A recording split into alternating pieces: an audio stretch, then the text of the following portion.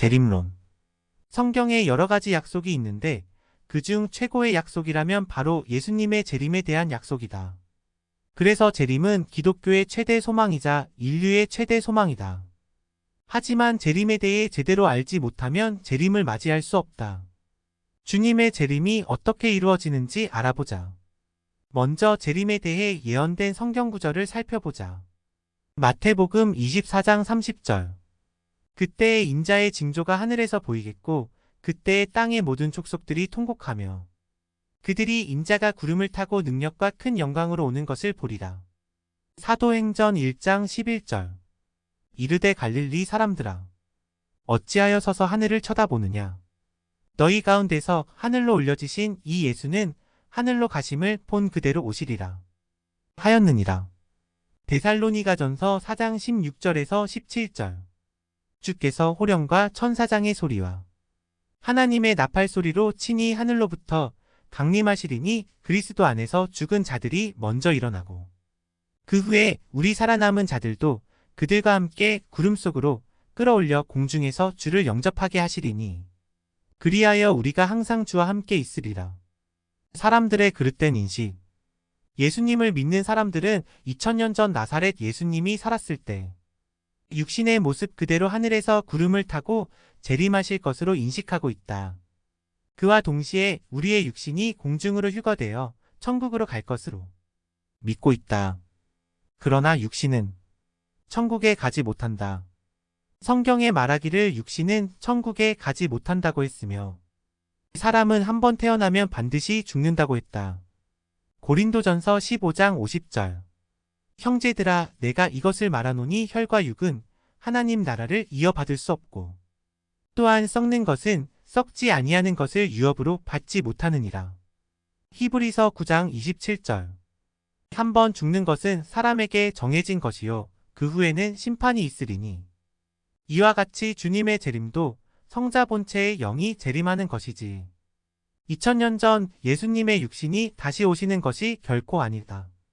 비유를 들어 엄마가 죽은 아이에게 자기 아버지가 때가 되면 내 엄마 온다 했더니 아이는 죽은 엄마가 올 줄 알고 기다리고 있었다. 그러나 10년 후 아버지가 다른 여자를 데려와 내 엄마다 하는 격과 같다. 이같이 주관권의 역사는 한 개의 세계이다. 성자 주님께서 2000년 동안 예수님을 쓰고 신약 역사를 펼쳐오신 것처럼 재림하시어 분체를 통해 1000년간 성약 역사를 펼쳐나가게 된다. 고루 초림주도 재림주도 성자 주님이시다. 사명자를 통한 성삼위의 강림. 성삼위 하나님은 항상 그 시대의 사명자를 통해 나타나셔서 역사하셨다. 1. 구약시대에는 하나님께서 노아, 아브라함, 요셉, 모세, 여호수아, 기드온, 다윗, 엘리야 등 사사 중심 인물 선지자들을 쓰고 나타나 말씀하시고 역사를 펴셨다. 2. 신약시대에는 전능하신 성자가 하나님과 함께 나사렛 예수의 육신을 쓰고 오셨다. 아들은 조건 없이 낳으면 아들이 되므로 성령으로 잉태되어 아들의 몸으로 태어날 때부터 역사하여 초림 때 성자가 그 육신을 쓰고 나타나셨다. 3. 재림의 약속을 이루는 성약시대에도 전능하신 성자 본체가 다시 오신다. 초림 때 나사렛 예수님의 모습으로 다시 오시는 것이 아니다. 성약 재림 시대의 성자는 신랑으로 다시 오신다. 고로 땅에서 하늘 앞에 절대 사랑의 조건을 세운 자의 육신을 쓰고 오신다. 신부가 되려면 자기가 깨닫고 사랑하는 조건을 세워야 되는데 이 말씀을 받아주신 선생님은 신랑이신 성자 앞에 그 짝사랑의 한을 깨닫고 사랑의 인봉을 풀고 사랑의 조건을 세웠다. 그러므로 성자가 그 육신을 쓰고 나타나 그를 통해 시대복음을 전하여 삼위일체와 이 시대를 증거하게 하시고 약속하신 뜻을 이루신다. 4. 하나님은 역사적으로 볼 때 사람을 통해 땅의 구원의 일을 하셨다. 남자가 아무리 아이를 낳고 싶어 해도 직접 낳을 수 없다. 남자 자신과 구조와 모양이 다른 상대체, 즉 절대 자기가 사랑하는 여자를 통해 아이를 낳는다. 이와 같이 신은 땅에서 영체가 아닌 육체를 통해 마음, 정신, 생각, 혼과 영이 일체된 자를 사명자로 쓰시면서 예정한 약속을 이루신다. 그럼 성자가 오셨는지 어떻게 알 수 있을까? 말씀을 듣고 행함을 봐야 한다. 성자는 예수님의 육신이 살아있을 때 그 육신을 통해 직접 말씀하셨다. 내가 하나님의 아들인 것을 모르겠거든 나의 말을 듣고 나의 행함을 보고 믿어라. 새 역사가 오면 첫째 말씀이 바뀌고 둘째 시대 인물인 사명자가 바뀐다. 모세 때가 가도 새 시대가 오니 사명자가 여호수아로 바뀌었듯이 성약이 오면 첫 번째로 인물이 바뀐다. 전능자 삼위일체는 신약 역사의 인물에서 성약 역사의 인물로 바꾸신다. 두 번째로 말씀이 바뀐다.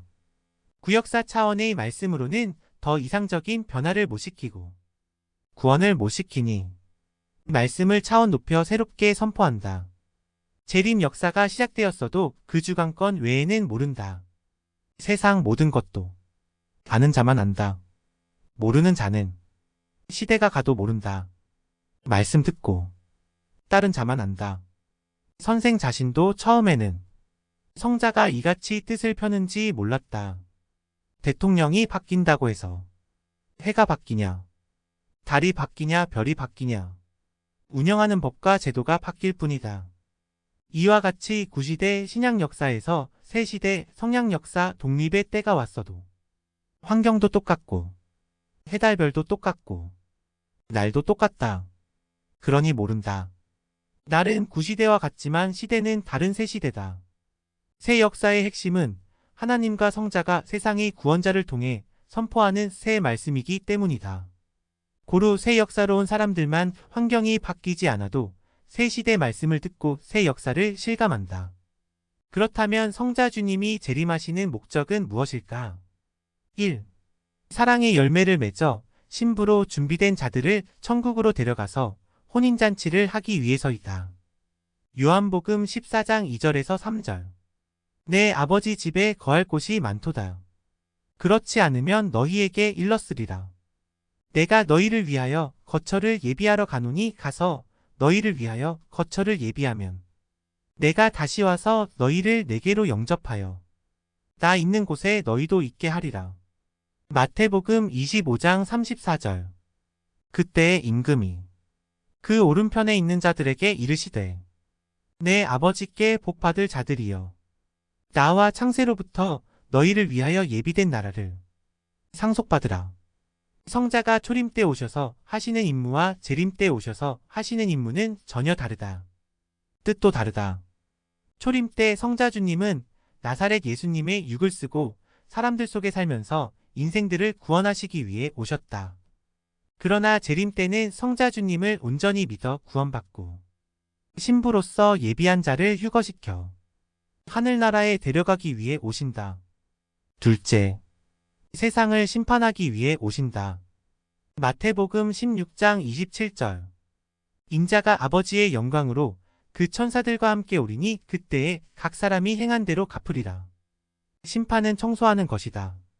쓰레기통이 가득 차면 버려야 하듯이 세상에 죄악이 관영하니 악인을 심판해야만 의인이 살 수 있게 되었다. 의인을 살리기 위한 심판. 진리와 사랑과 공의의 심판을 하시기 위해 오신다. 그렇다면 재림의 때는 언제일까? 마태복음 24장 36절. 그러나 그날과 그때는 아무도 모르나니 하늘의 천사들도 아들도 모르고 오직 아버지만 아시느니라. 마태복음 24장 42절. 그러므로 깨어있으라. 어느 날에 너희 주가 임할는지 너희가 알지 못함이라. 데살로니가전서 5장 1절에서 6절. 형제들아 너희는 어둠에 있지 아니하매 그날이 도둑같이 너희에게 임하지 못하리니 그날과 그때는 아무도 모르고 하나님만 아신다고 했으며 주님은 도적같이 생각지 않은 때에 오신다고 했다. 그러나 빛에 속하여 깨어있는 자는 알고 맡게 된다고 하셨다. 성자 주님이 오시기 전에 징조가 있다. 마태복음 24장 30절. 그때에 인자의 징조가 하늘에서 보이겠고 그때에 땅의 모든 족속들이 통곡하며 그들이 인자가 구름을 타고 능력과 큰 영광으로 오는 것을 보리라. 인자란 땅의 예수님 하늘 성자를 통칭하는 말이다. 땅의 예수님도 하늘 성자도 인자라 칭했다. 1. 이스라엘 민족의 독립은 임박한 재림의 징조이다. 마태복음 24장 32절에서 33절. 무화과 나무의 비유를 배우라. 그 가지가 연하여지고 잎사귀를 내면 여름이 가까운 줄을 아나니 이와 같이 너희도 이 모든 일을 보거든 인자가 가까이 곧 문 앞에 이른 줄 알라. 무화과 나무는 이스라엘을 상징하고 여름이 가깝다는 것은 새로운 시작을 의미하므로 이스라엘 민족의 독립을 말한다. 이스라엘이 독립되면 곧 인자가 가까이 왔음을 알아야 한다. 또한 2000년 전 이스라엘에 예수님이 오셔서 복음을 전했을 때 무화과 나무가 연해지고 잎이 핀 것처럼 믿는 자들은 신앙이 살아났다. 이 시대도 시대 중심 섭리에 꽃이 피고 성자 주님을 믿는 자들에게 잎이 피면 성자 주님의 재림이 가까이 온 줄 알아야 한다. 2. 복음이 전 세계적으로 확산된다. 마태복음 24장 14절. 이 천국 복음이 모든 민족에게 증언되기 위하여 온 세상에 전파되리니 그제야 끝이 오리라. 전 세계 약 22,000개의 종족 중에서 2008년에 1,600개 종족만 복음 전파가 남았다. 복음이 전파되는 추세를 볼 때 향후 수년 안에 전 세계에 복음이 전파될 예정이다. 3. 세상의 타락이 극대화되고 죄악이 관영한다. 디모데후서 3장 1절에서 5절. 너는 이것을 알라.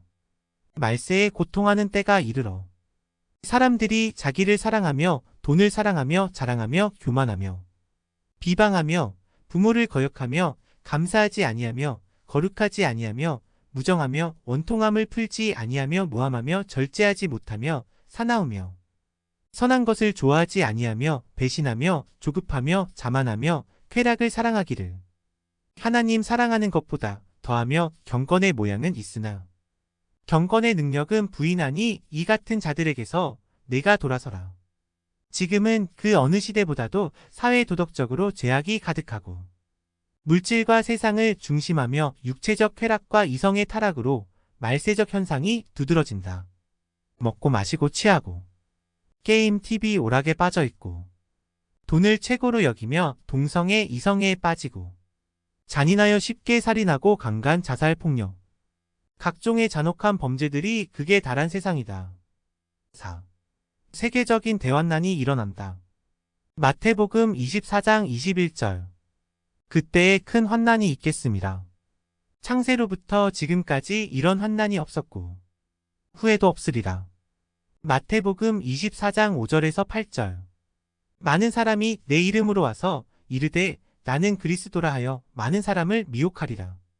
난리와 난리 소문을 듣겠으나 너희는 삼가 두려워하지 말라. 이런 일이 있어야 하되 아직 끝은 아니니라. 민족이 민족을 나라가 나라를 대적하여 일어나겠고 곳곳에 기근과 지진이 있으리니 이 모든 것은 재난의 시작이니라. 육적 환란은 1999년 이후 급격히 늘어난 지진, 쓰나미, 화산 폭발, 전쟁, 테러 등이다. 사람들은 시대마다 당하는 하나의 현상이나 살면서 일어나는 하나의 풍랑이라고만 생각하고 있다. 그러나 재림으로 인해 일어나는 환란이 이미 시작되었고 하나님이 정하신 때가 되어 세상 끝에 와 있다. 영적 환난은 사탄이 재림을 맞지 못하게 하려고 일으키는 정신적, 신앙적 환난이다.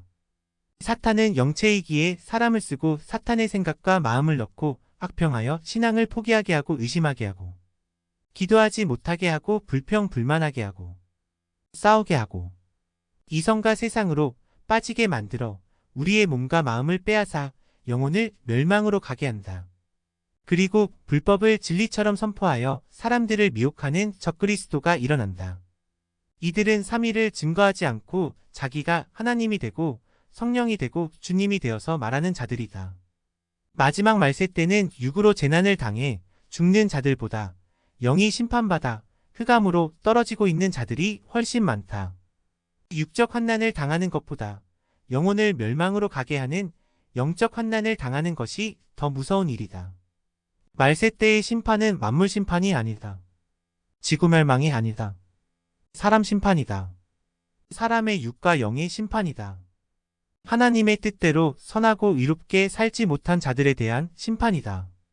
만물 심판보다 더 무서운 것이 자기 영혼이 멸망받는 영혼의 심판이다. 고로 철저한 말씀과 기도와 성령으로 무장해야 한다. 결론. 지금이 바로 주님의 재림의 때이다.